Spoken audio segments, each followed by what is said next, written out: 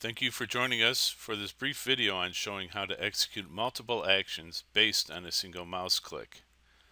To start, we'll show you the project running. In our runtime, we have a cube displayed here on the display. This cube is configured as a button to execute 4 commands. The first is to toggle a value, in which case you'll see the button change from green to red and then back again when we press it a second time.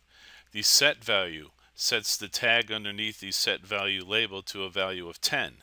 We will execute a script class that will increment the value currently shown as 4 under script by 1, and then we'll pop open a display.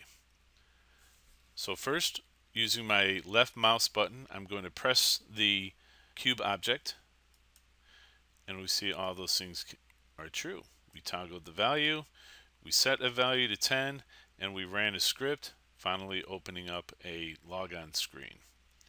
We'll cancel that out and let me reset this value here to 0. Hit enter. Okay. Now click on the object. We see that the value here for the button has been toggled. We set the value here again to 10, and we incremented the value under script by 1, finally opening up the logon screen. So let's take a look at how this is actually configured. Within FactoryStudio, there are just 3 tags being used: count, set tag, and toggle tag to receive those values.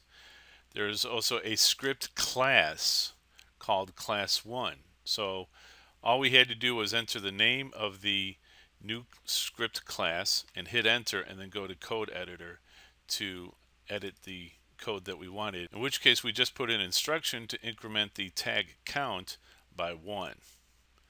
Finally, let's go to the draw module, and here's the display. In this display, we see that here's the cube that's configured to execute an action when the mouse left button is pressed down.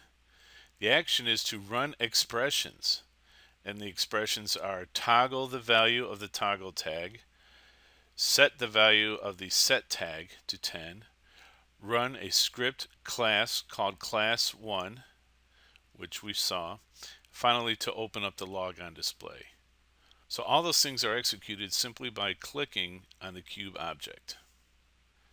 Thank you. I hope that answers any questions you might have about configuring multiple actions based on a single mouse click. For more information, please visit us at www.tatsoft.com and look for other Tatsoft videos online.